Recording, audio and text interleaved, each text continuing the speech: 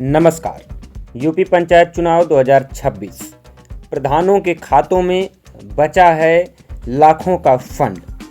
साथ ही साथ आज की इस वीडियो में हम आपको बताएंगे कि प्रधान की सैलरी के अलावा लोन से संबंधित उसकी क्या अथॉरिटी दी गई है और साथ ही साथ वर्तमान प्रधानों के खातों में कितना धन बचा हुआ है।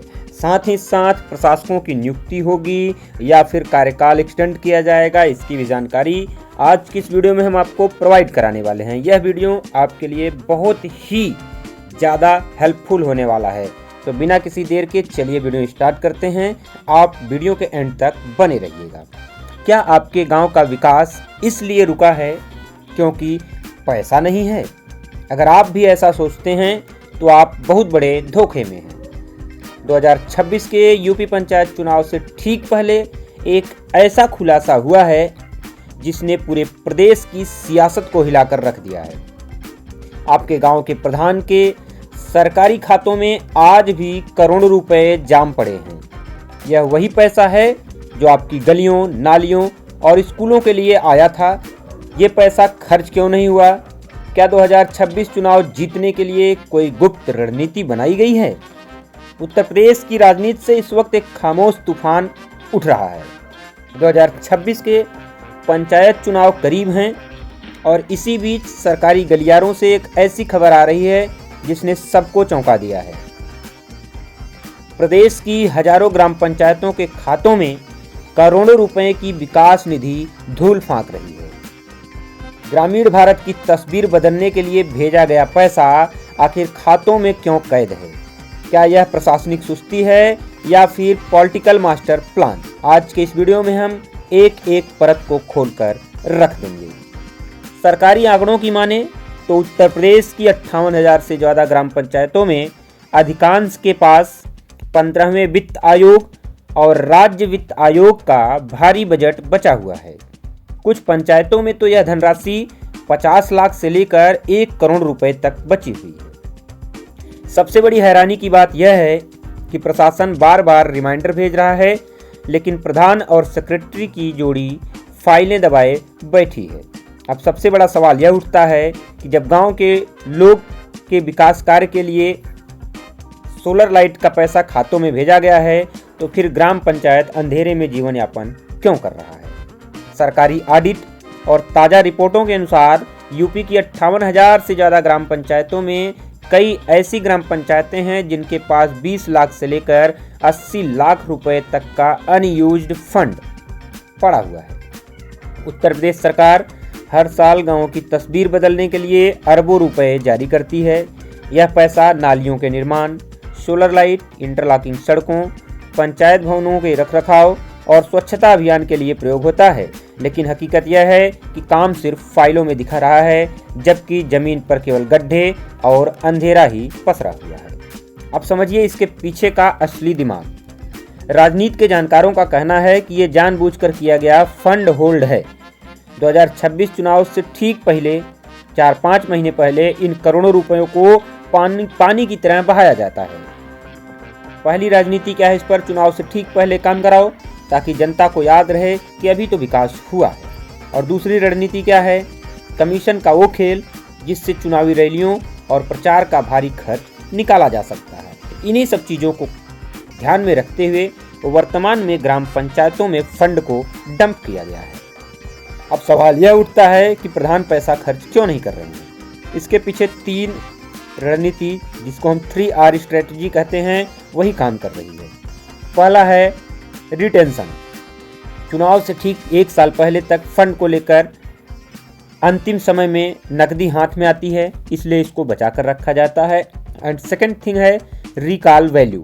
अगर प्रधान ने 3 साल पहले सड़क बनवाई तो जनता चुनाव तक उसे भूल जाएगी, लेकिन अगर चुनाव से 3 महीने पहले चमचमाती सड़कें बनेंगी तो वोटर पर इसका सीधा प्रभाव देखने को मिलता है।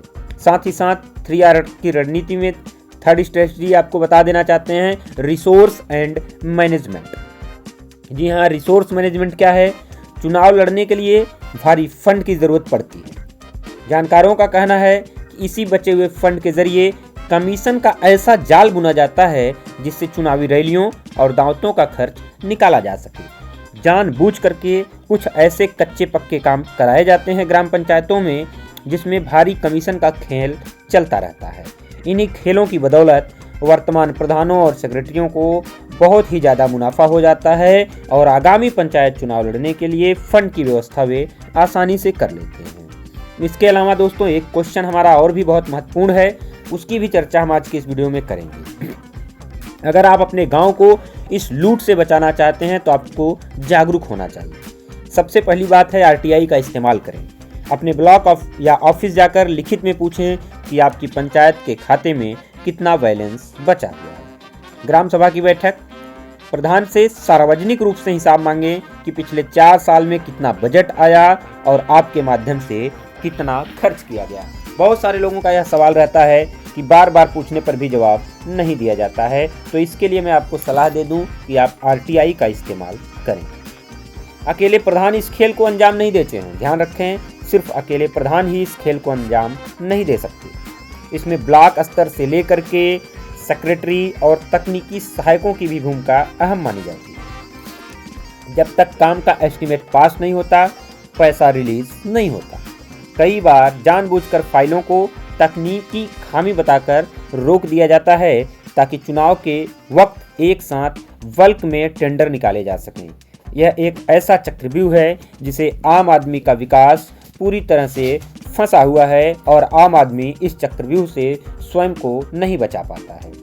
ग्राम सभा की बैठक की अगर बात करें तो नियम यह है कि ग्राम सभा की सार्वजनिक बैठक होनी चाहिए, लेकिन अगर हम वर्तमान की बात करें तो वर्तमान प्रधानों की बात करें तो आप देख सकते हैं कि गांव में कोई भी खुली बैठक का आयोजन नहीं किया जाता है। याद रखिए, यह पैसा किसी नेता की निजी संपत्ति नहीं है, यह गांव के विकास के लिए आया है, बल्कि साथ ही साथ आपके खून पसीने की कमाई का टैक्स है।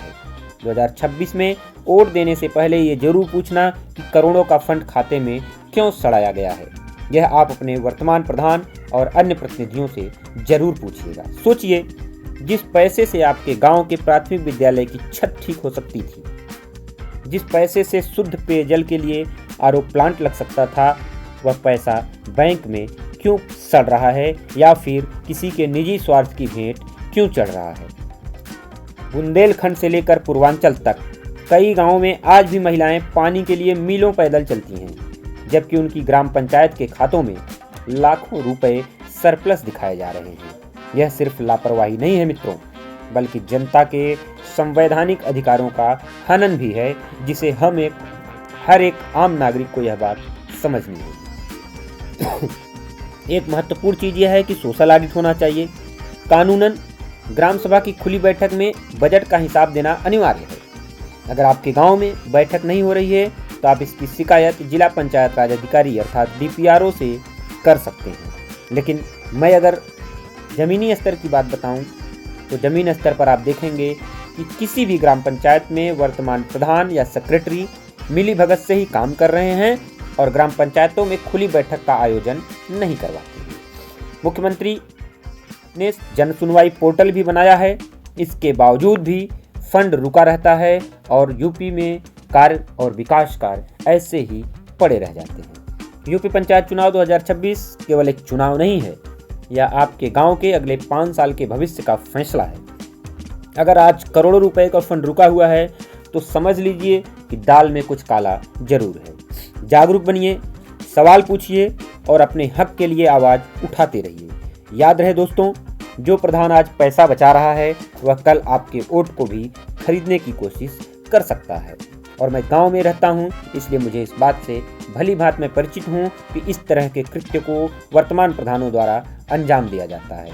लेकिन उत्तर प्रदेश सरकार भी इसमें पीछे नहीं हट रही है, गांव के विकास पर बिल्कुल भी ध्यान नहीं दे रही है और लगातार यूपी पंचायत चुनाव 2026 टालती चली जा रही है। फिलहाल अब उत्तर प्रदेश में त्रिस्तरीय पंचायत चुनाव कब तक होंगे यह अभी तक कुछ भी कंफर्म नहीं है। साथ ही साथ एक बड़ी खबर निकल के आ रही है कि वर्तमान प्रधानों की सैलरी बढ़ा करके भी 20,000 रुपये की जा सकती है। इस पर मैं एक अलग से सेपरेट वीडियो बनाकर आपको जानकारी दूंगा। साथ ही साथ लोन संबंधित जानकारी भी मैं आपको प्रोवाइड करवाता रहता हूं। आज की वीडियो के लिए बस इतना ही दोस्तों, मिलेंगे आप सभी से एक नई वीडियो के साथ, एक नई जानकारी के साथ। लेते हैं विदा। Till then, goodbye, thank you.